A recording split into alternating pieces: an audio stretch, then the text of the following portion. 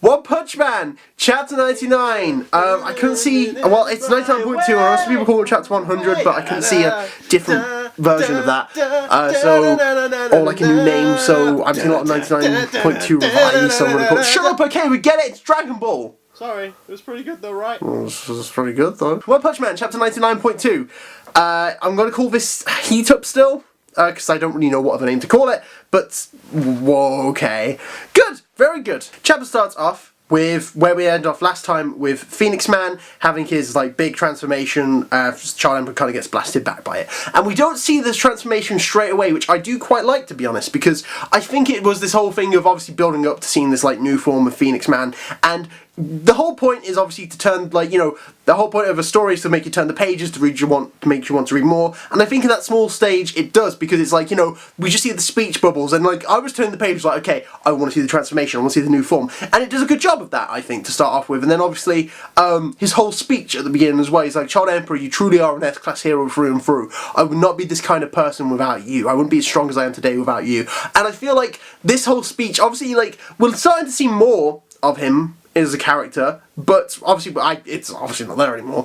I mean, like, you compare him to how he was before this transformation, I feel like he was a lot, like, he was treated more like an equal. He's like, I'm doing everything I can to defeat you. Now I feel like he's talking more like a final villain, and he's trying to speak like, oh, Child Emperor, you are, but obviously you're no match for me now. And he's speaking a lot more eloquently and starting to speak down to Child Emperor instead of trying to be like, I'm going to do everything I can to get you, to like, oh, you silly boy. You know, he's looking at him more like a child rather than the Emperor, which is something I've talked about a bit about this fight. But in any case, what I did like was, obviously, as this is all going on, Child Emperor, he isn't wasting time, he's straight away like, boom, Beam Graver, cool new attack, cool new weapon, he goes for the attack, and Phoenix Man stops it with one hand. And that's when we see Phoenix Man's new form, Brilliance Eagle. Now, I think I wasn't as impressed with it as the other ones, but I don't take that as still a bad thing. I still think this transformation is very cool. I am looking at it more like, because, you know, it's just a fact that Phoenix Man has a lot of cool designs and transformations. So whilst I think this transformation is very cool,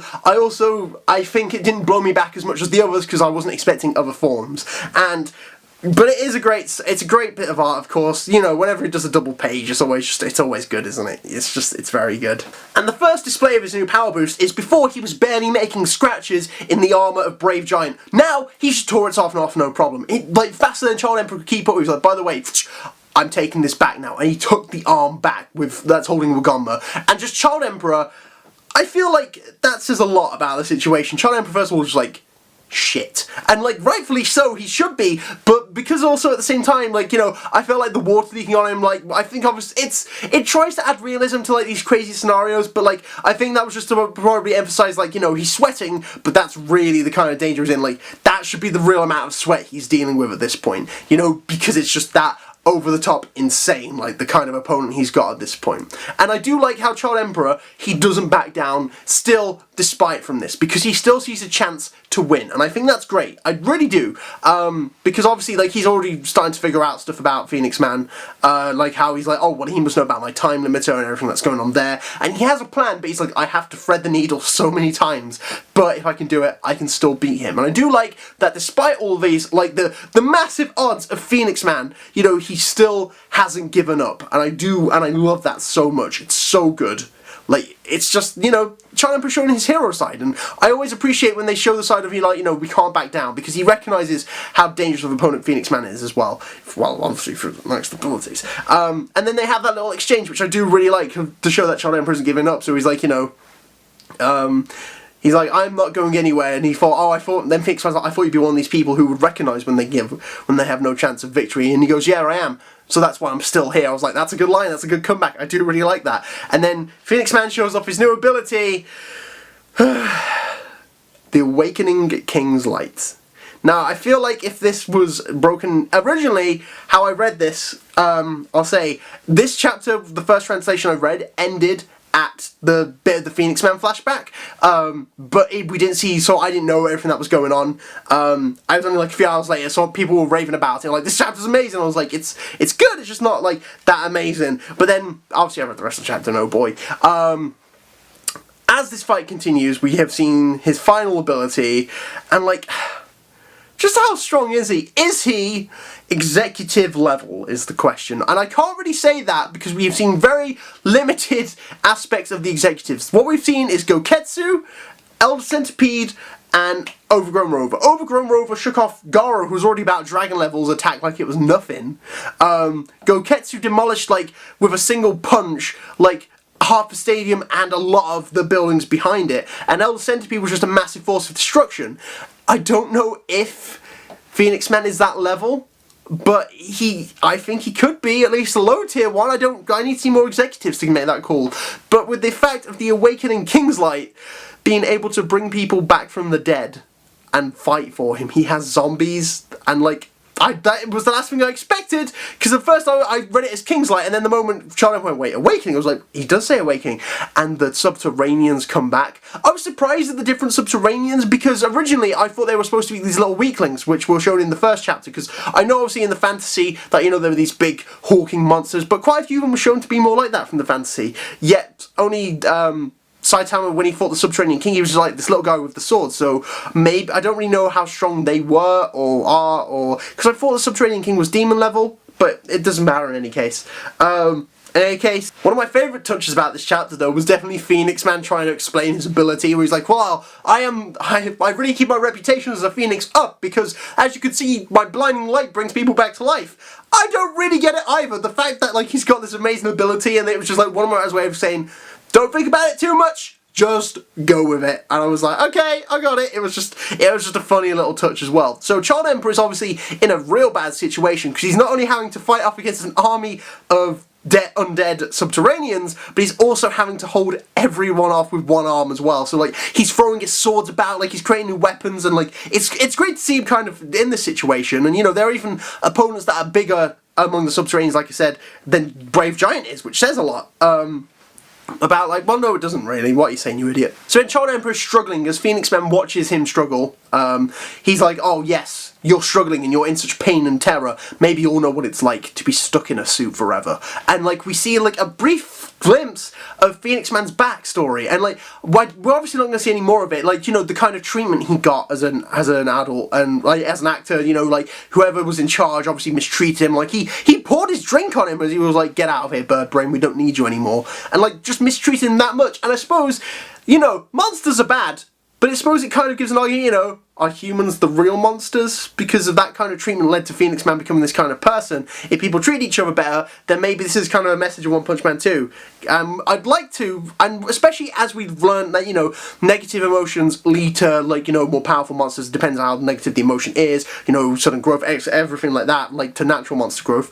I would love to see a bit of backstory for especially the executives, and one day Orochi. Orochi's the one person I'd love to see the backstory for, the kind of person he was as a human, which led him to become like this vile, like more like this big bad monster. Especially that, but it's like the executives, I don't necessarily need to see it for everyone, but like, you know, especially just like the kind of past they had, which led them to get their abilities and everything like that. So maybe Overgrown Rover, like maybe he was an actual dog or something, or maybe like it was a man who loved dogs so much, and we know it, like, you know, desires can have massive effects into it. I just think it'd be super interesting to see this kind of stuff in the monster like as we get to fight the executives and the big opponents of the series. Yeah. So the first translation I read of it ended with Child Emperor having to hold off people, like trying to get to a Gamba, and then it ended there. And I was like, oh, okay, I guess this is okay. That's fine. A bit of interesting stuff, you know. Ended with a possible Phoenix Man backstory for the next chapter. I was ready for it. And then after speaking to people, they're like, listen, how good was that chapter? I was like, it was okay. So then I tried reading it somewhere else, and oh boy, because I was like, okay, what could really happen next? I don't know. And I didn't predict that of all the people to come back, it would have been Hellfire and Galewind. The idea that they have come back to life as well, and they're now attacking Child Emperor. Okay. Just, I wasn't expecting that, and it was a very good twist, or like surprise. It wasn't a twist, it was more of a surprise more than anything, but it was done so well. The idea that he can even bring back, it's just anyone who's dead he can bring back and fight for him. Like, once again, it doesn't really matter a lot because of the ending, but still. And just, he was, oh boy. So as the fight carries on, as Child Emperor's now having to hold off not only the Subterraneans, but he's also having to hold off Hellfire and Galewind. I think it's also a great job of like Flashy Flash thinking, no, not Flashy Flash, of Phoenix Man thinking about the future and going, oh, well, those guys were actually really strong, to be honest. So the fact that Flashy Flash defeated them means I should keep my eye out for Flashy Flash. And we see the strategist. He's not just like, I could take on anyone. I do like at least that they are trying to keep this idea of the strategist Phoenix Man in sight. And he's like, okay, keep my eye out for this guy because they were strong. He's dangerous. He didn't have to do that. And he's like, I'll take my leave and escape. And like, you know, like he doesn't feel the need to be there anymore. Like I said, he's looking down on Child Emperor. And I suppose he's really looking down on Child Emperor now because he's just flying up high. He's like, I'll fly up high and observe. And, you know, I think the problem is, you know, Child Emperor is the underdog in this situation. You know, maybe you shouldn't look down on him that much because, you know, maybe a Kamehameha. Oh, gotcha. As he goes to leave, the little Brave show up again. And I was not expecting that. And Child Emperor, super clever, he's like, right, guys.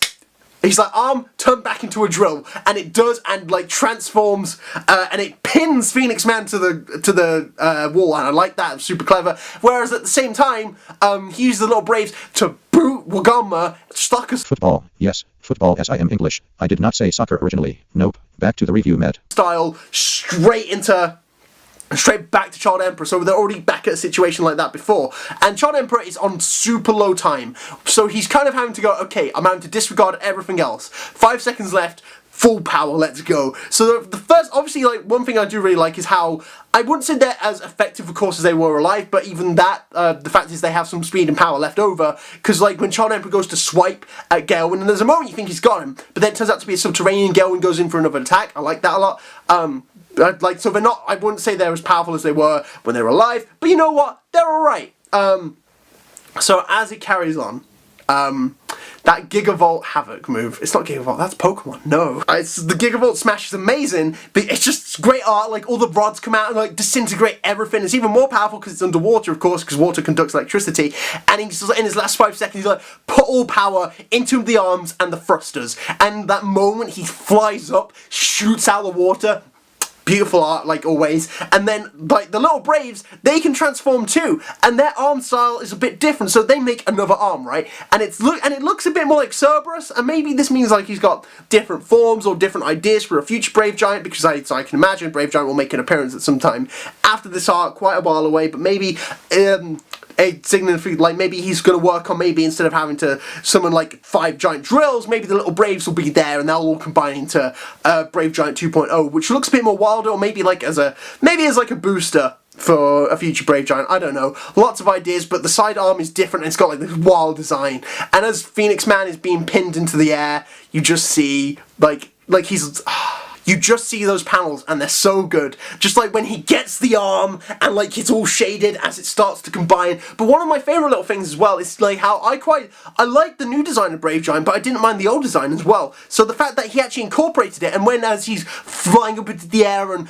parts of Brave Giant's body are pinning away, it starts looking more like the original Brave Giant, which I really like. I thought that was a great little touch. And like as it combines, I was like, okay, what kind of energy blast are they going to form? I wonder what it's going to be.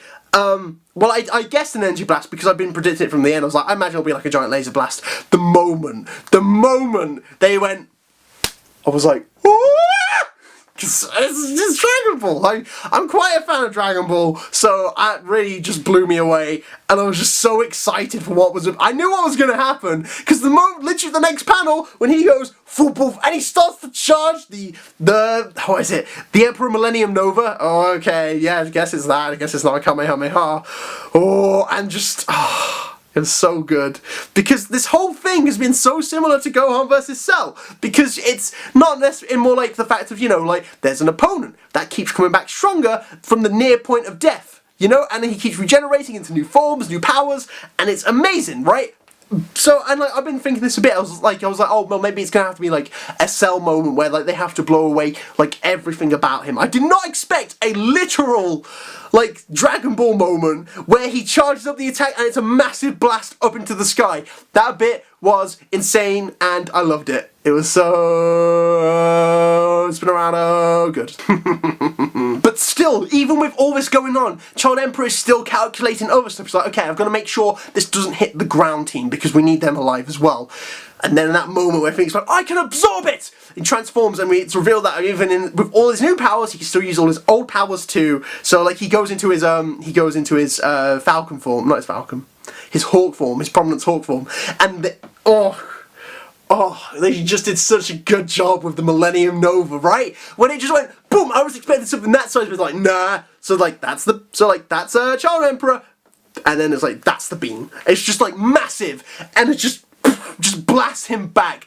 It's so well done. It's so big and beautiful, and I love it. The art, especially, the art's good, but I think like all that, like the last 10 pages or so, when Child Emperor starts to get ready for it, oh, it was so beautiful.